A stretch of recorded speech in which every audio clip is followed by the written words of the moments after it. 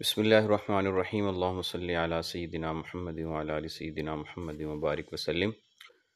سورہ لقمان کی چند مضامین جو ہم نے ڈسکس کرنے تھے، اور جس حوالہ سے میں نے بتایا تھا کہ ہم اس ٹاپک پہ تفصیل کے ساتھ ایک لیکچر اپلوڈ کریں گے۔ سوال نامہ یہ ہے اس کے اندر کہ سورہ لقمان کی وجہ تسمیہ، سورہ لقمان کی آیات، رکوعات، الفاظ اور حروف کی تعداد، حکیم لقمان کا نام و نسب کیا تھا، حکیم لقمان کون تھے، حکیم لقمان کے انبیاء اکرام سے رشتے کیا تھے، حکیم لقمان کی شخصیت سے متعلق اور حکیم لقمان کی حکمتیں اور نصائح، اور حکیم لقمان کی اپنے بیٹے کو جو نصیحتیں ہیں۔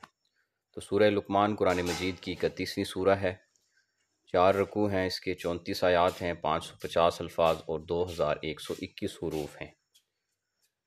اس صورت کے جو دوسرے رکوع ہے اس کے اندر وہ نصیحتیں بیان ہوئی ہیں جو حکیم لقمان نے اپنے بیٹے کو کی تھیں، اسی مناسبت سے اس کا نام بھی سورہ لقمان ہے۔ اس صورت کے مضامین میں شرک کی لغویت اور نامعقولیت ہے، توحید کی صداقت ہے، اور باپ دادا کی اندھی تقلید کو چھوڑنا ہے۔ رسول اللہ صلی اللہ علیہ وسلم اس کی طرف لوگوں کو بلا رہے ہیں اور صحیح آثار پر سچی گواہیاں اور شہادتیں دے رہے ہیں کہ رسول اللہ صلی اللہ علیہ وسلم تو خود عرب سے باہر نہیں گئے اور جانتے بھی نہیں تھے، لیکن اس کے باوجود جو ہے وہ آپ علیہ الصلاۃ والسلام نے بتایا کہ تمہارے اپنے ہی ملک میں حکیم لقمان نامی ایک بندہ گزرا ہے، اس کی حکمت اور دانش کے افسانے تم بھی پڑھتے ہو، سنتے ہو، اس کی ضرب الامثال اور اس کی حکمتیں، اس سے متعلق گفتگو کرتے ہو، تمہارے شاعر اور خطیب اس کی باتیں کرتے ہیں، تو اس کے عقائد اور اس کے اخلاقیات جو ہیں ان کی وہ تعلیم دیتا تھا، تو اس سے متعلق جو ہے وہ مختصر سا تذکرہ ہے۔ اب آتے ہیں جی حکیم لقمان کی شخصیت کی طرف۔ تو حکیم لقمان رحمہ اللہ کا جو نام تو ہم بچپن سے سن رہے ہیں، اور اس پر قرآن مجید میں سورت بھی ہے جس کی قیامت تک تلاوت بھی ہوگی، لیکن بہت کم لوگ واقف ہیں اس بات سے کہ حکیم لقمان تھے کون۔ ان کے نسب، خاندان اور زمانہ کے بارے میں جو ہے وہ قرآن مجید میں کوئی ذکر نہیں ہے، صرف ان کے حکیمانہ اقوال کا ذکر ہے۔ تاہم قدیم تاریخ اس بات کی گواہی دیتی ہے کہ اس نام کا ایک شخص جو ہے وہ سرزمین عرب میں موجود تھا، اور ان کی شخصیت اور نسب کے بارے میں اختلاف ہے۔ ایک روایت میں ہے کہ وہ حضرت ایوب کے بھانجے تھے یا خالہ زاد بھائی، جبکہ دوسری روایت سے حضرت داؤد کے ہم عصر ثابت ہوتے ہیں۔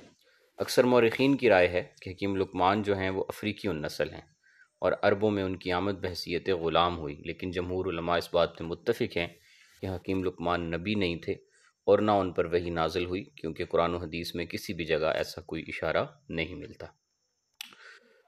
غرض یہ کہ حکیم لقمان جو تھے انہیں نبوت تو نہیں ملی، مگر حکمت اور دانائی سے وافر حصہ ملا، اور روایات میں آتا ہے کہ شکل و صورت کے اعتبار سے اچھے نہیں تھے، جیسا کہ مشہور تابعی حضرت سعید بن مسیب رحمہ اللہ نے ایک حبشی سے کہا تھا کہ تو اس بات سے دلگیر نہ ہو کہ تو کالا حبشی ہے، اس لیے کہ حبشیوں میں 3 آدمی دنیا کے بہترین انسان ہوئے ہیں، حضرت بلال حبشی، حضرت عمر فاروق کا غلام مہجہ اور حکیم لقمان۔ غرض یہ کہ حکیم لقمان کے حالات زندگی اور زمانہ میں اختلاف کے باوجود پوری دنیا ان کو ایک مشہور شخصیت تسلیم کرتی ہے، اور جاہلیت کے متعدد شعراء نے بھی ان کا تذکرہ کیا ہے۔ اللہ رب العزت نے سورہ لقمان میں حکیم لقمان کی ان نصیحتوں کا ذکر کیا جو انہوں نے اپنے بیٹے کو مخاطب کر کے کی تھیں، اور قرآن مجید میں وہ نقل ہوئی ہیں، اور قیامت تک آنے والے انسان اس سے فائدہ اٹھا کے اپنی زندگی کو بہتر بنا سکتے ہیں۔ پہلی نصیحت تھی جی شرک سے دوری۔ سب سے پہلی حکمت جو ہے وہ عقائد کی درستگی کے متعلق ہے کہ فرمایا اے میرے بیٹے، اللہ کے ساتھ شرک نہ کرنا، یقین جانو کہ شرک بہت بڑا ظلم ہے، اور اس کی وجہ بتائی کہ اس سے بڑا ظلم ہو ہی نہیں سکتا کہ اللہ کی کسی مخلوق کو اللہ کے برابر ٹھہرا دیا جائے۔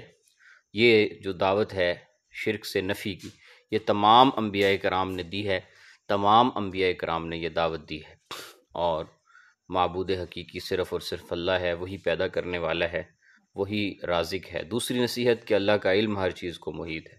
اگر انسان یہ جو ہے وہ اس کا یقین رکھے کہ آسمان و زمین اور اس کے اندر جو کچھ ہے کہ ذرہ اللہ جل شانہ اچھی طرح ان سے واقف ہیں، کوئی چیز اللہ پہ مخفی نہیں، چھوٹی سے لے کر چھوٹی اور بڑی سے بڑی چیز جو ہے وہ کوئی اللہ سے چھپ نہیں سکتی، تو پھر انسان کسی بھی میدان میں کام کر رہا ہو تو اس کے لیے کوئی مشکل نہیں ہے۔ تیسری نصیحت نماز کا قائم کرنا ہے۔ حکیم لقمان نے اپنے بیٹے سے فرمایا کہ بیٹا نماز قائم کرو۔ نماز کی بہت ساری فضیلتیں آئی ہیں، اس سے متعلق آپ کچھ بھی لکھ سکتے ہیں، یہ ساری تفصیل لکھنا ضروری نہیں ہے۔ چوتھی نصیحت اصلاح معاشرہ کے متعلق نصیحت کرتے ہیں کہ اپنی ذات سے اللہ اور اس کے رسول کی اطاعت کے ساتھ معاشرہ کی اصلاح کی کوشش کرتے رہنا۔ تو امر بالمعروف اور نہی عن المنکر یعنی اچھائیوں کا حکم اور برائیوں سے روکنا، یہ مضمون بھی قرآن مجید میں کئی مواقع پر مختلف انداز سے بیان ہوتا ہے۔ اور پانچویں نصیحت ہے حالات پر صبر کرنا اور اپنے ساتھ دوسروں کی اصلاح کی کوشش کرنا۔ ایسا عمل ہے کہ اس کی پابندی میں خاصی مشقت اور برداشت کرنا پڑتی ہے، ثابت قدم رہنا پڑتا ہے، خصوصاً جب آپ امر بالمعروف اور نہی عن المنکر کی خدمت کا جو ہے وہ بیڑا اٹھاتے ہیں تو آپ کو مشکلات کا سامنا کرنا پڑتا ہے۔ تو حکیم لقمان کہہ رہے ہیں کہ دین پر چلنے اور اس کو دوسروں تک پہنچانے میں جو مشکلات سامنے آئیں تو ان پر آپ نے صبر کرنا ہے۔ اس کے علاوہ بھی حکیم لقمان نے آداب معاشرت کے متعلق کچھ نصیحتیں کی ہیں کہ لوگوں کے سامنے تکبر سے اپنے گال مت پھیلاؤ، یعنی تکبر کے ساتھ لوگوں کے سامنے بات مت کرو۔ اسی طریقے سے انہوں نے کہا زمین پر اتراتے ہوئے مت چلو، اور اسی طریقے سے انہوں نے کہا اور اپنی چال میں میانہ روی اختیار کرو، اور ان کی اسی سورہ میں نصیحت ہے کہ اپنی آواز آہستہ رکھو۔ تو گویا چار نصیحتیں ہیں۔ پہلی کہ گفتگو اور ملاقات میں متکبرانہ انداز سے رخ پھیر کر بات کرنے سے روکا گیا۔ نمبر دو، زمین پر اکڑ کر چلنے سے منع کیا گیا۔ نمبر تین، درمیانی رفتار سے چلنے کی ہدایت کی گئی۔ اور نمبر چار، بہت زور سے اور شور مچا کر بولنے سے منع کیا گیا۔ تو ان تمام نصیحتوں کا خلاصہ یہ ہے کہ ہر وقت ہم دوسروں کا خیال رکھیں، کسی شخص کو بھی، خواہ وہ مسلمان ہو یا کافر، ہم اس کو جانتے ہوں یا نہ جانتے ہوں، لیکن ہماری طرف سے کوئی تکلیف اسے نہیں پہنچنی چاہیے۔ تو یہ اختصار کے ساتھ جو ہیں یہ نصیحتیں جو ہیں یہ ہمارے سلیبس میں شامل ہوں گی۔ السلام علیکم ورحمۃ اللہ۔